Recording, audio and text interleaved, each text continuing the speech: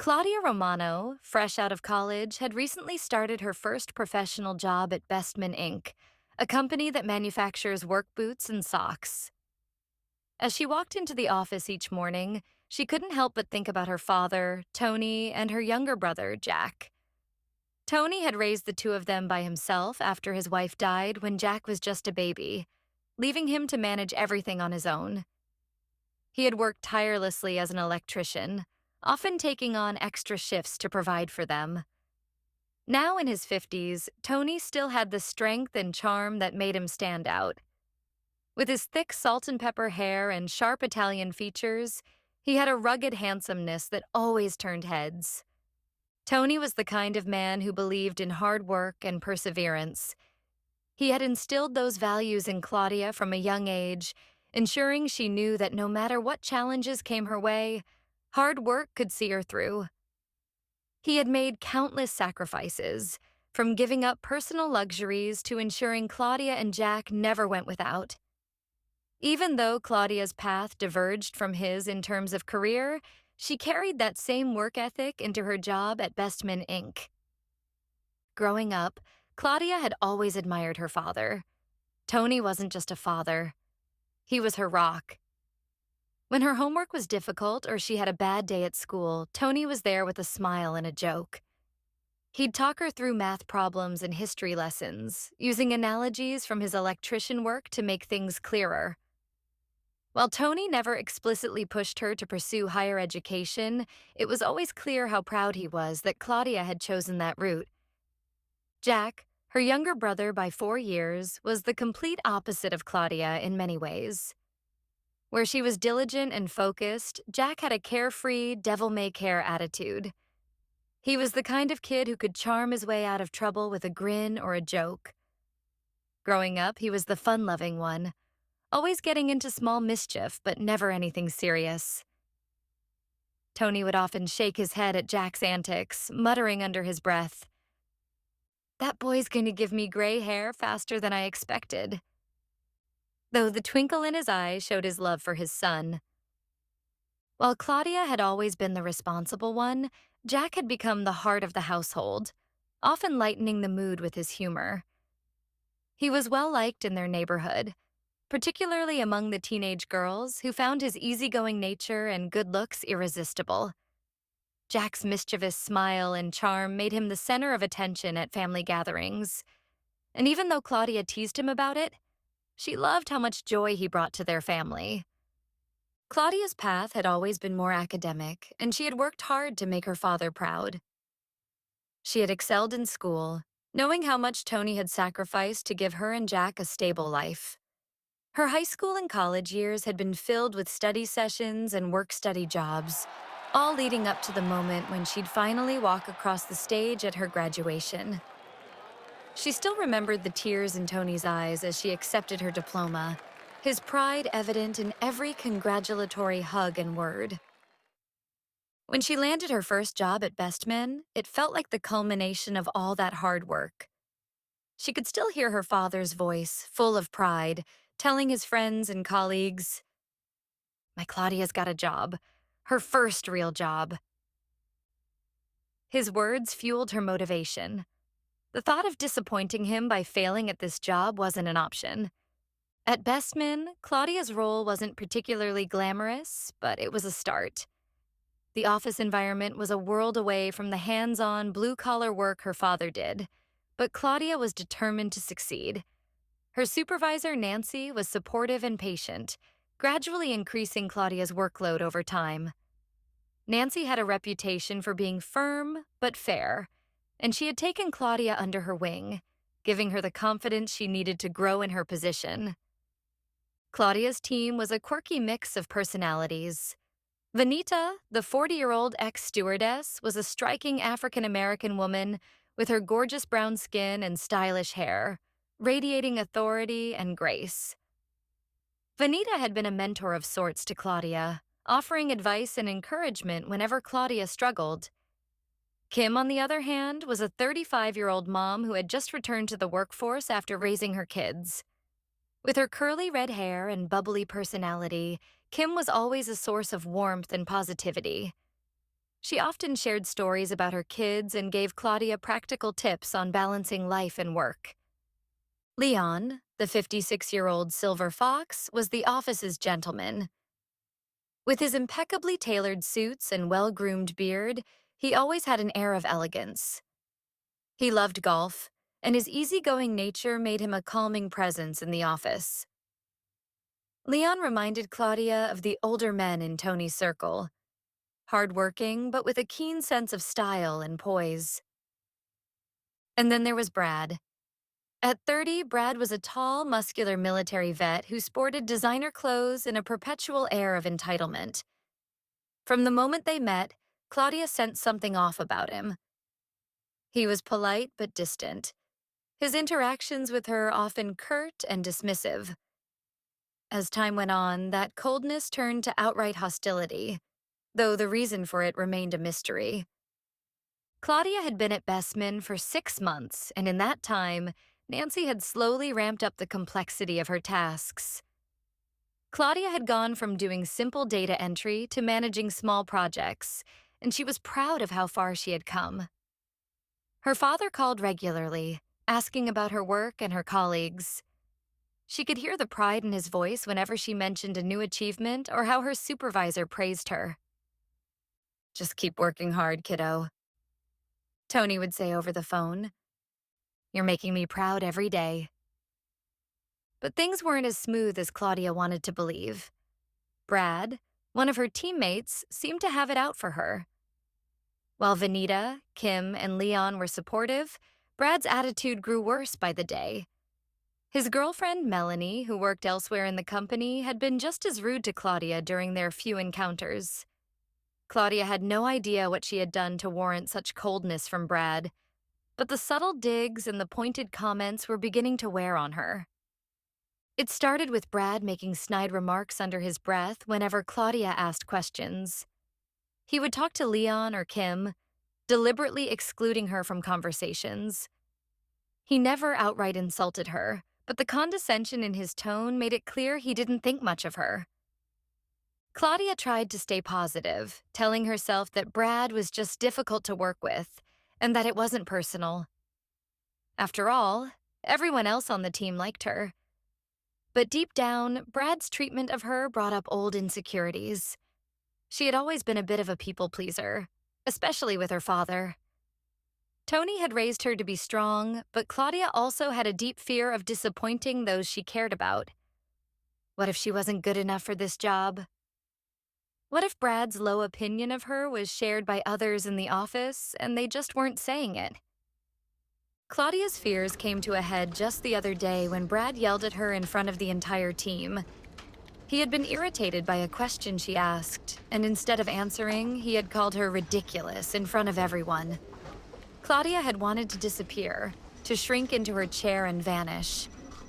Her cheeks had burned with humiliation, and she had fought back tears, determined not to cry in front of her coworkers. Afterward, the other team members gave her pitying looks, but no one said anything to Brad. No one stood up for her. Today, however, things reached a boiling point. As Claudia sat at her desk, trying to focus on the tasks at hand, she heard Brad approach. He slammed a stack of heavy folders onto her desk without a word, knocking over her carefully organized papers and sending a few documents fluttering to the floor.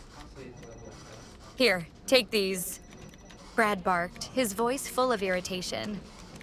"I'm not going to do them when you can." Claudia blinked in confusion. The folders weren't hers. They were Brad's accounts. "I don't think these are mine," she said, her voice steady despite the tension in her chest. "Did Nancy ask you to give them to me?" "No," Brad replied sharply. "But I'm tired of carrying you. These should be yours. Get them done by the close of business tomorrow." Claudia felt a surge of frustration. "I have other deadlines. Let's go talk to Nancy so she can prioritize this new workload," she said, standing up. She had tried to be patient with Brad, but this was too much. Before she could take a step toward Nancy's office, Brad moved closer, his voice dropping to a threatening whisper. "Sit down and do what I told you," he hissed. Though he had tried to keep his voice low, the office had fallen silent. The usual hum of typing and conversation had stopped, and all Claudia could hear was her heart pounding in her ears. This was the moment Claudia had dreaded. She had feared a confrontation like this for months, ever since Brad's behavior had started to escalate. And now, here it was, unfolding in front of her. She glanced around, hoping someone, anyone, would step in. But the other employees were silent, the tension brewing just several feet away. At that moment, Claudia thought of her father. What would Tony think if he knew she was being bullied at work? He had always taught her to stand up for herself, to never let anyone push her around. But she had also grown up trying so hard not to disappoint him. The thought of calling her father and telling him she was struggling at work, maybe even close to losing her job, made her stomach twist. Tony had sacrificed so much for her, and the last thing she wanted was to make him worry. Suddenly, Claudia noticed movement from the corner of her eye. Vanita had stood up, her tall figure commanding attention as she leaned over the wall of her cubicle. "Brad, back off. Go to your desk," Vanita said, her voice calm but firm. There was no mistaking the authority in her tone. But Brad didn't move. Instead, he smirked, stepping even closer to Claudia. "You shouldn't even be here. You're not qualified. You don't know what you're doing," he sneered. His words hit her like a punch to the gut. Claudia's worst fears, her deepest insecurities, were now out in the open. She had always worried that maybe she wasn't good enough, that Nancy had made a mistake in hiring her. She spent countless hours double-checking her work, staying late to make sure everything was perfect. Yet, despite her efforts, Brad's words made her question whether anyone else saw her struggles or if they were talking about her behind her back. Claudia's mind raced with self-doubt, the familiar questions creeping in. Maybe she wasn't good enough. Maybe Brad was right. But then a spark of determination flared. No, she had worked too hard to let someone like Brad push her around. Straightening her back, she met his eyes, her voice steady despite the turmoil inside. "I'm not doing your work, Brad. If you think I'm going to cover for you, you're wrong. I'm done putting up with your crap." Just then, Vanita approached with slow, deliberate steps. Brad finally took a step back, though his smirk never left his face. "You know what, Brad?" Vanita said, her voice unwavering. "Enough is enough. I knew you were disappointed when your girlfriend didn't get this job, so I let it go when you were a little rude. I even ignored it when you berated Claudia, thinking you were just a hard-nosed trainer. But this? You're being a real jerk." Brad blinked, visibly taken aback.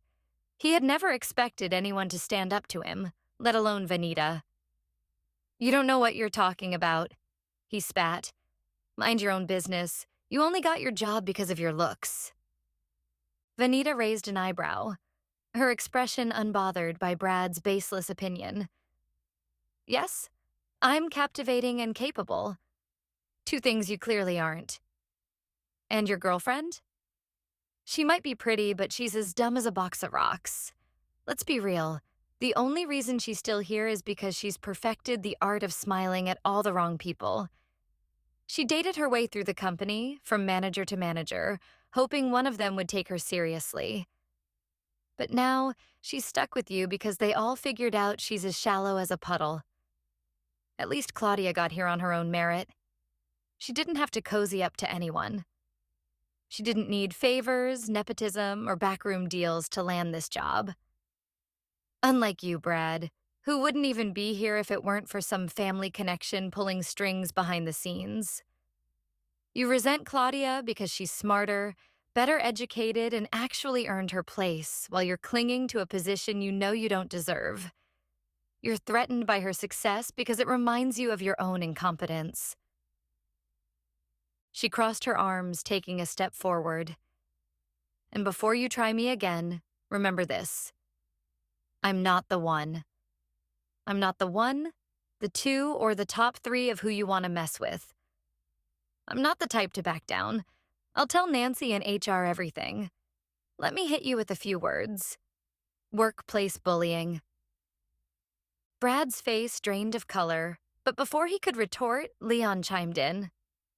I know you've been disappointed lately about not getting that promotion and getting your car repossessed, so I tried to sympathize. But my friend, you've gone too far and it's hurting the team. You don't want to be fired, do you? Take your accounts back to your desk. Let's end this, okay? Silence fell over the office as Brad's anger turned to fear and shame.